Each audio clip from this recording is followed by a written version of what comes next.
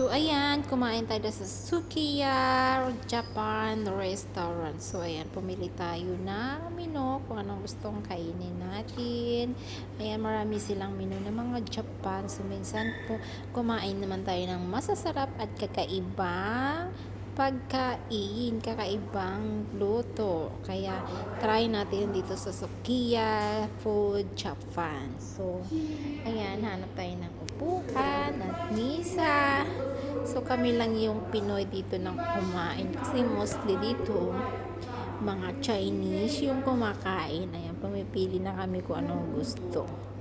Ayan, may mura lang pala dito. Hindi naman tayo puro McDo, Jollibee, KFC.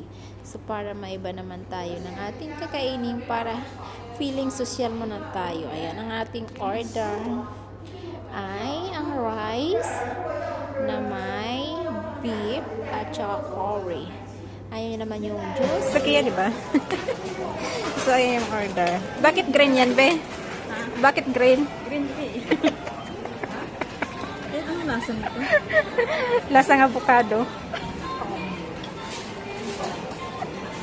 Ang tamis ni. Sobrang natapos sa sugar. Ayan, yan. At least alam mo na next, di ba?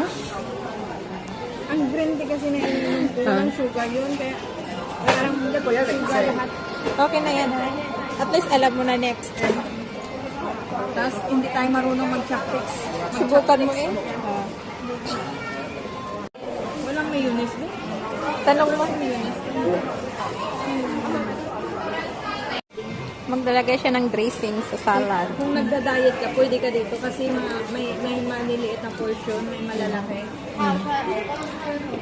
Ayan. Ano pa? Kimchi. Ito na. Sukiya. Sukiya. $39. Restaurant dito. Ayan. Ang price.